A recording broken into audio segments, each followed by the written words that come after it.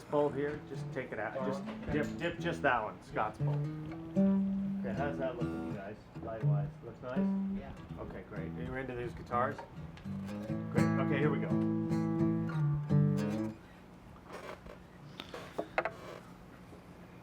Have you always had a bloodline of the blues running through your songwriting, even though maybe it's most apparent on this record? Well, maybe. I mean, the bands I first started out in, we were playing blues. We didn't really know it. I mean, we were learning it from the Rolling Stones, you know, secondhand. That was the first place I really came in touch with the blues. So we put together a lot of those early Stones tracks, and you know, starting in '65 when I was first having a band. So that's always kind of, and from there, as time went on, I would discover the original artists. You know, you'd see their name on the record. You know, who's McKinley Morganfield? You know, and so I don't know, probably, I don't know, about 10 or 12 years ago, I just became infatuated with it, where that really over time became all I listened to. And, you know, the Heartbreakers would, if we start a rehearsal, you know, it usually would start, the first thing that you're going to hear played is some sort of blues. And then that would be played a while, and then it'd be like, okay, well, here's what we're doing today, and that might turn into a whole different thing. But with this album, what I felt strongest about is I wanted to show, you know, other people what I hear with the band. You know, that this is really where the band kind of lives when it's playing for itself.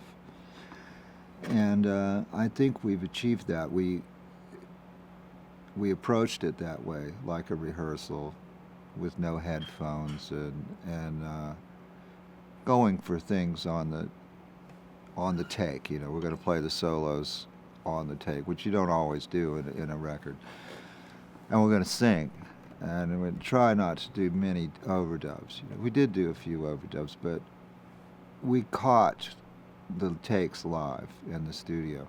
So it's really just a matter of letting people hear what I've heard for years, and letting, you know, the Heartbreakers hadn't made a record together for 8 years, you know, so I wanted it to be a really good record, and I think the band keeps improving and keeps it keeps refining its thing to where it's getting, you know, it's getting a little bit more pure. You know, more toxins are weeded out all the time. So, yeah, the blues has always been there, but I think it's come much more to the front now. Let me just ask you guys, are you getting any reflection of that light with glasses? I think it could go up 6 inches, just occasionally, one time Right. during that whole. Can you go a little higher? All right, let's just move that over a little bit. That should be better. Okay. Tell me when you guys are ready.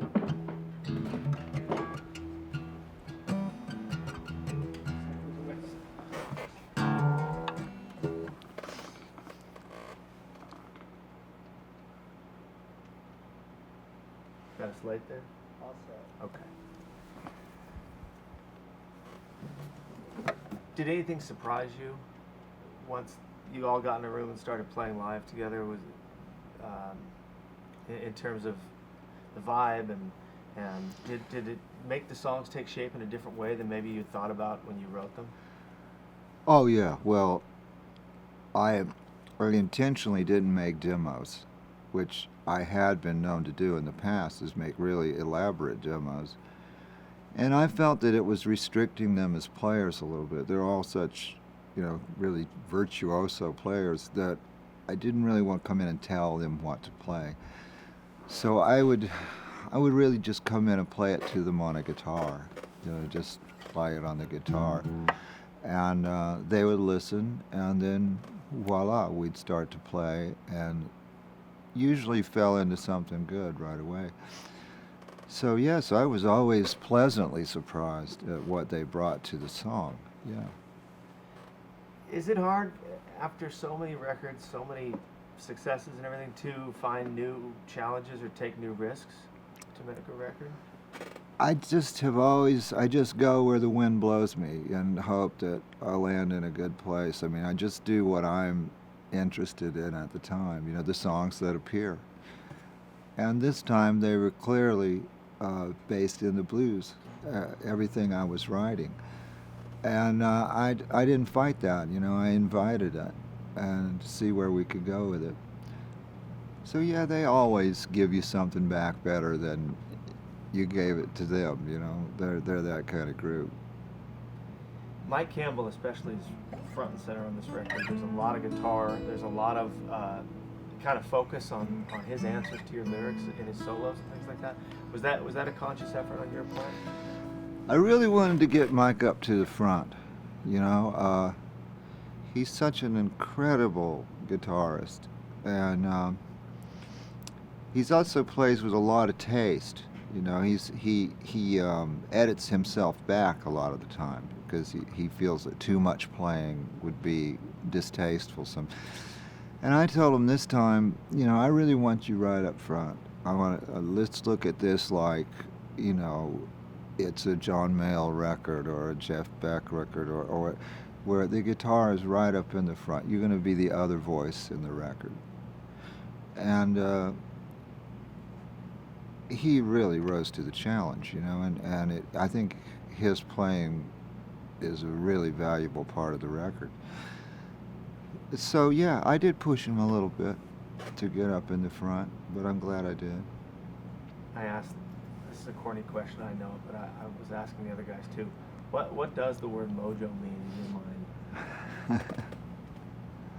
Well, mojo is a power, you know. It's kind of a spiritual thing. It's a magic power, you know, that can perform all kind of things. But it's usually in a good context. It just means that things are going your way. You know, if you've got your mojo working, things are happening for you the way you want them to happen.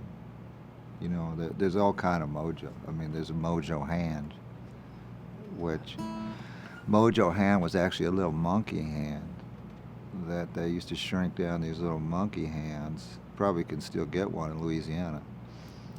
I don't wear them around the neck or put them in the pocket, and that, you know, you could get one, say, to make sure your woman couldn't love anybody but you because you had this hand, you know. But I think mojo in general is just a thing. You know, when I listened to the lyrics on this new record, one thing I noticed was how much of a storyteller you are on all your records, but in the pop framework, sometimes the stories don't come across as clearly as narratives as they do. Like there are real narratives on this record. Yeah, there's a few. They're just little stories, and those are always fun to have. And did you kind of say, okay, this is what I'm listening to, and I want to, because they seem like old songs to me too in some ways. They seem like songs that could have been written a long, long time ago. Did you think about the lineage of where these ideas and songs come from? No, not so much. I mean, when you're doing it, I don't really sit down and think about it much. I just start doing it, and they would just appear, you know. I don't think with any of them I really sat down to write the song knowing what I was going to write. You just start playing the guitar, you know. And then suddenly something feels good, and a little bit of melody comes, and then you've got something going on, you know. So. And the difference on this record was maybe you gave it to the band earlier. Much earlier. Yeah, I came right with it. Sometimes I was sitting here in the studio trying to finish the lyric as we were cutting the song, you know, like maybe I'd play them something like near the end of a session. I might say, well, I ain't got it done, but it goes like this, and then wham, they're playing this great track, you know, so I'd have to, you know, run over in the corner and just focus and try to finish it. But it was very immediate, and that's good because it's very fresh to you, you know. The album's still fresh to me. I think we worked, as far as playing and singing, we did 26 days, and we did a few more tracks than are on the album. I think we did 18 tracks. So that's pretty fast. For us, anyway, that's pretty fast. That's about 4 weeks' work.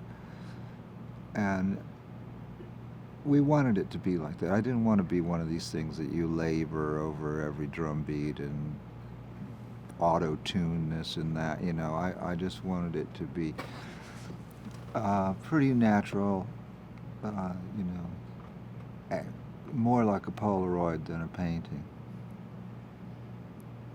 You know, seeing this process and filming you doing it, it kind of seems also like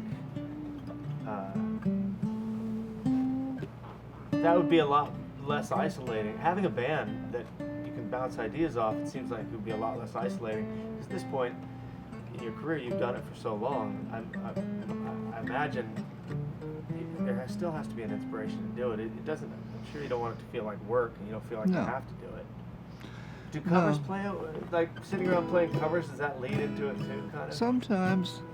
We always take covers really seriously. You know, like we put as much into those as we do anything else. I mean, like in the show, we always play a couple of covers, and sometimes it's what we're looking forward the most is to play those. You know.